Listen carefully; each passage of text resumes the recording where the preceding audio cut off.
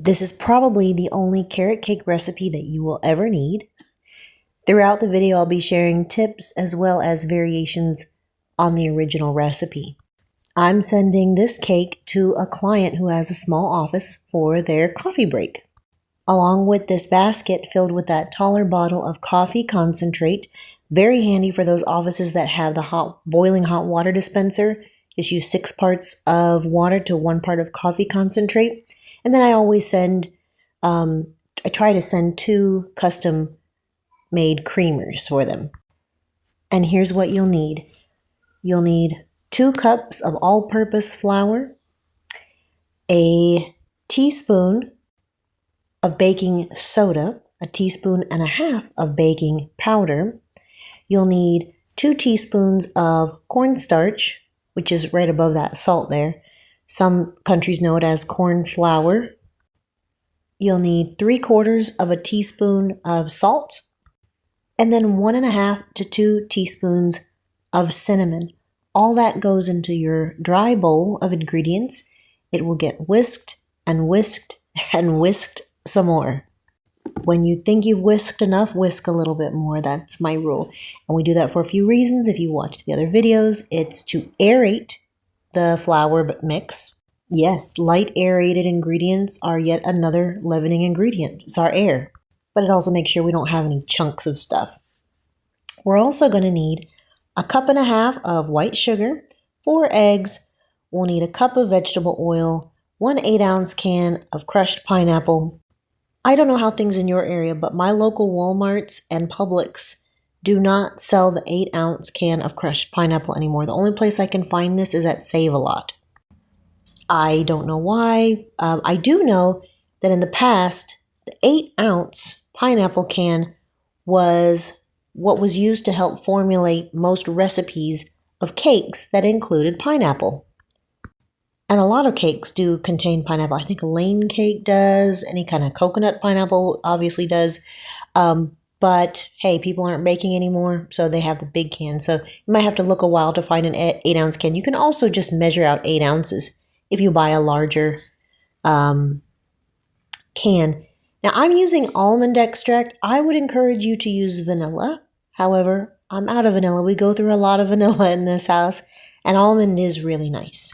This is not the fake almond. This is real almond extract, however. As you see, it does say extract of, bitter almond, so you really have to make sure that you don't have anyone who is eating this cake who cannot eat tree nuts. And I'm also adding 1 cup of pecans here. Now, people have strong feelings about whether you should use walnuts or pecans. Walnuts is a northerner thing. Pecans is a southerner thing. I used the nuts that were on sale when I needed to buy them. And I already had these. I have already toasted these at a 350-degree oven for exactly 6 minutes. I put my timer on so I can't chance forgetting them. I just put them on a parchment paper lined cookie sheet. And I keep them stored in plastic bags in 1 cup measurement, so they're always ready to go whenever I need them. I will say that using walnuts or pecans is optional. It's another thing people tend to have strong feelings about when it comes to carrot cake. Some people do not like the texture of nuts in a cake. Some people say it's not carrot cake if you don't have those pecans in there. I don't know what to tell you. Do what you want. I want those nuts in there. Now, there's another thing. Some people like sultanas. That's the golden raisins. And if you like those, what you will do is you will take up to 1/2 cup of the golden raisins, and you will drain your pineapple can, drain it of the juice and put the juice in a bowl, and you will soak those sultanas in the juice of the pineapple for at least 10 minutes, and you will drain them of the juice right before you put them in. I'll tell you when you would put them in as we're doing this. However, do not use regular raisins like the purple raisins. The skin on those is thicker. It's a different purple grape, and that's just not going to give a good texture. You will also want to use Baker's Joy or any flour-based cooking spray that I just showed you.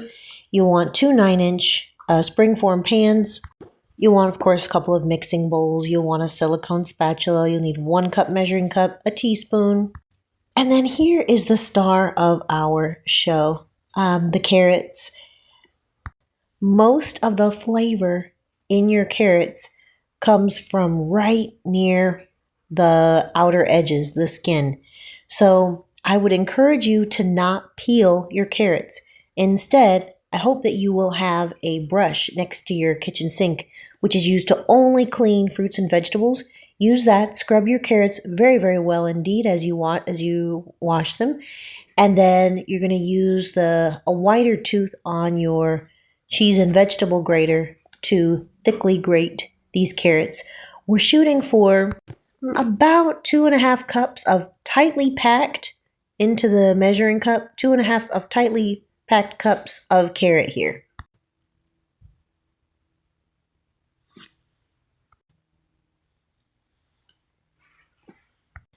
I will say I know that I do a lot of talking in my videos, and I did have one person say, less talking, get to the recipe.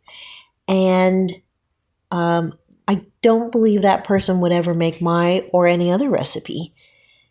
People who know how to cook and bake, very often they had to learn a lot of lessons that TikTok videos unfortunately just can't show you in 60 seconds. And that's why so many Americans are relying on things like boxed cake mix. Have you been to your local grocery store lately? Have you seen just how big the boxed cake mix section is in comparison to the actual baking section?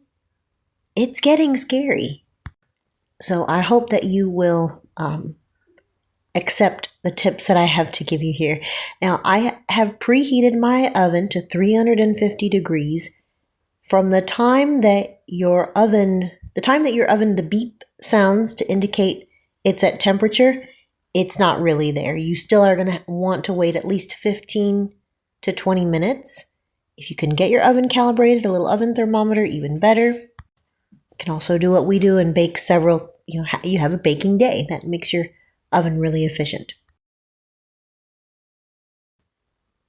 I honestly don't even know why I was standing here this long. I was probably talking to somebody in the house.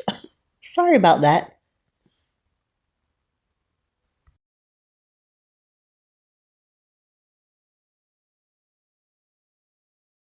Do.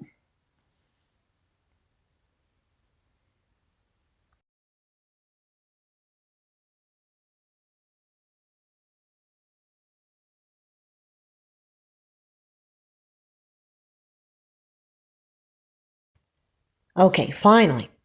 All right, we have our 4 eggs, and those are truly farm fresh eggs that I'm not sure if you can really tell just how orange the yolks are there. We're going to break these up.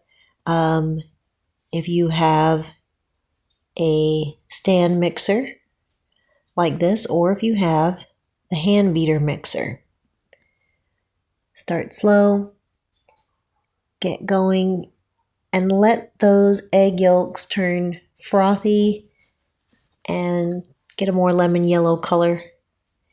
I'm showing you this because a lot of videos will just say, beat your egg yolks.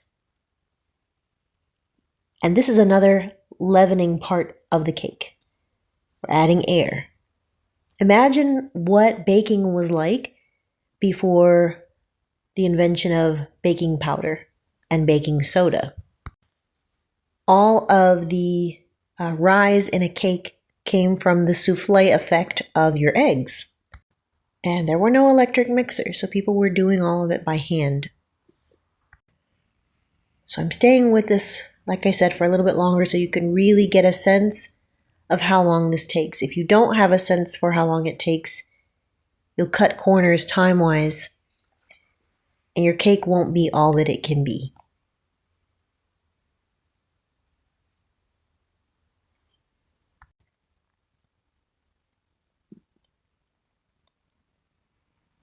All right, we're now going to start to add, little by little, 1 1/2 cups of sugar. Now, I don't want to add it all at once because it will deflate my egg yolks. I'm adding about 1/3 at a time, and as I pour it in, I slow down my mixer. If I didn't do that, if I didn't slow it down, the sugar would just go everywhere in my kitchen. So I need all the sugar to get wet in the egg mix. Then I can increase the speed.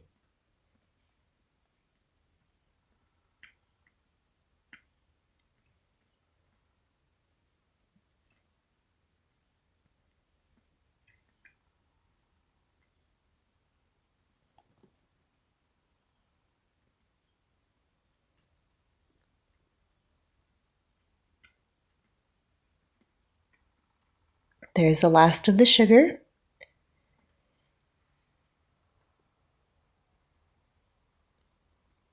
Okay, speed of the mixer goes back up.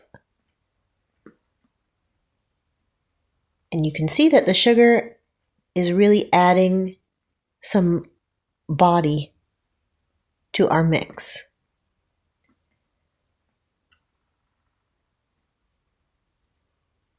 All right, we are now going to start adding 1 cup of oil, vegetable oil, canola oil, any neutral oil. And we want to just gently, slowly drizzle this down the side of the mixer. And we don't want to add this all at once because it would cause our batter to split. We want the oil to emulsify within the batter.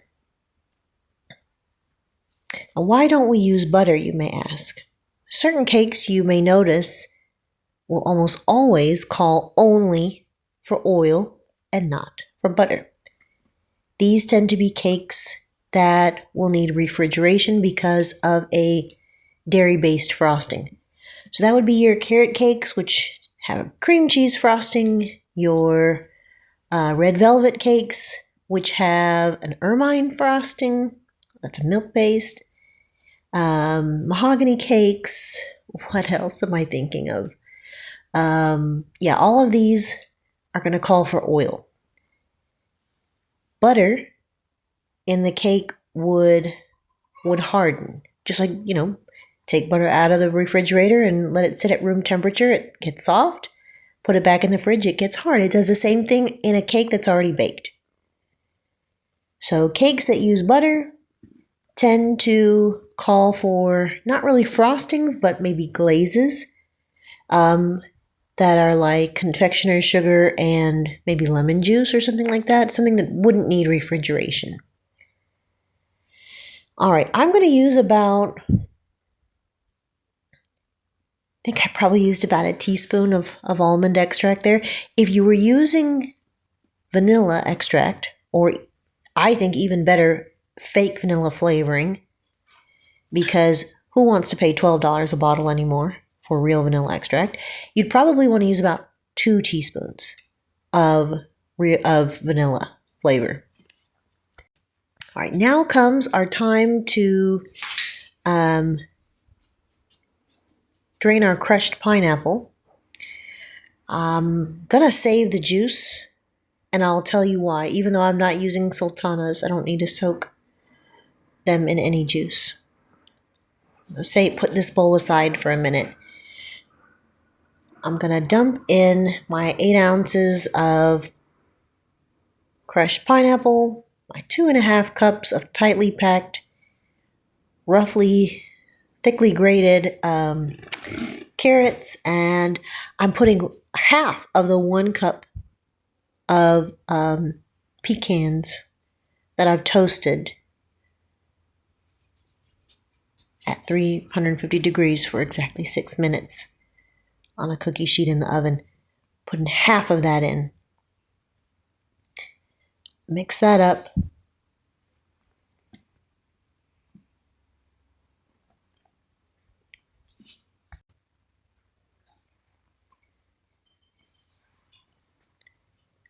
Always make sure that when you're mixing a batter, you are getting the sides and the bottom. All right, we're now going to mix in our dry mix. Now I'm going to put in half to start with, and I'm folding it in. Folding it is when we take that silicone spatula and we start at the bottom and we lift it up We turn it, kind of turning the batter over on itself. Now, I mentioned to you that I'm going to tell you a couple of variations on this. I've already told you, optional for nuts, optional for sultanas. Another thing that you can do is you can change that flour from all-purpose flour to whole wheat flour, or you could do half and half. So in other words, 1 cup of white flour, all-purpose flour, 1 cup of whole wheat flour. That will give it a much more earthy taste.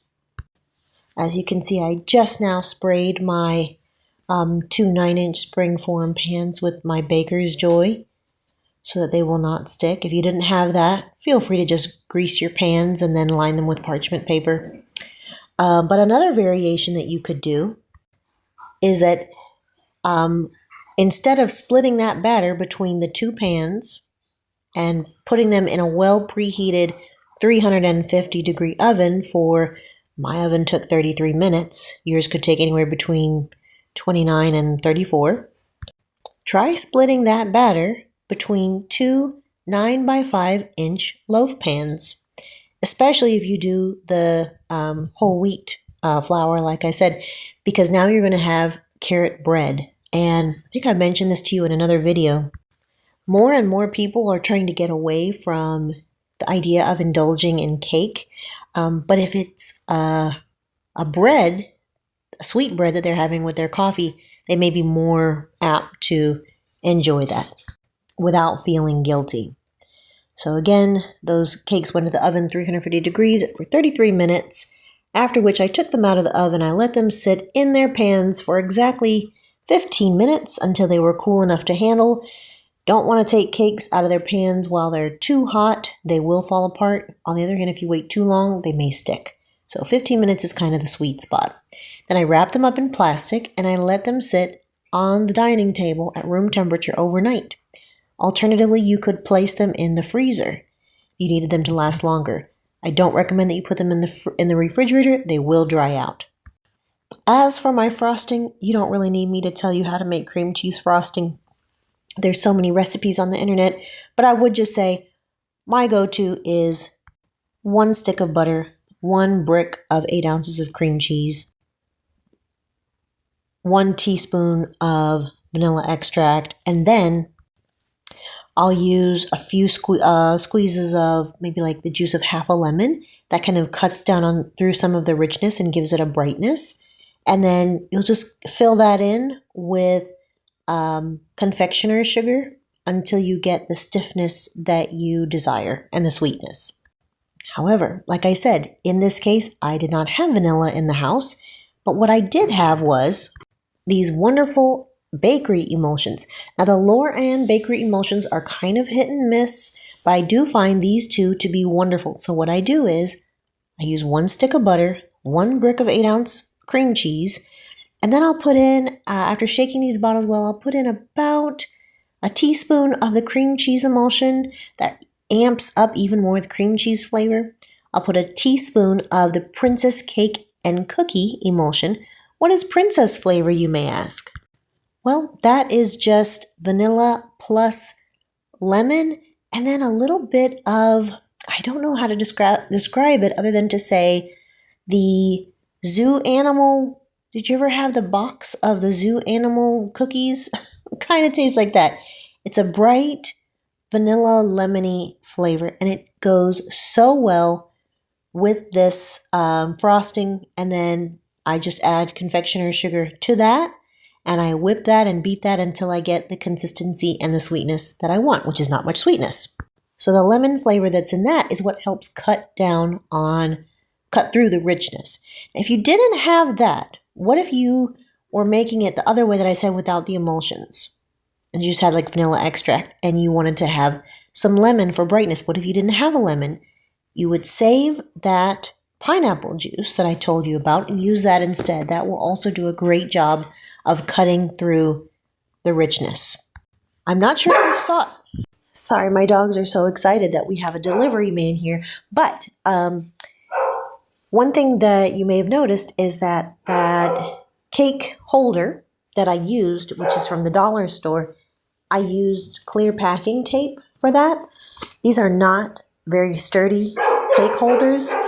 So I tape them just so I make sure, and I also tape down the lid just to make sure that nobody accidentally tries to pull it up by the lid, in which case the bottom of the cake would fall out.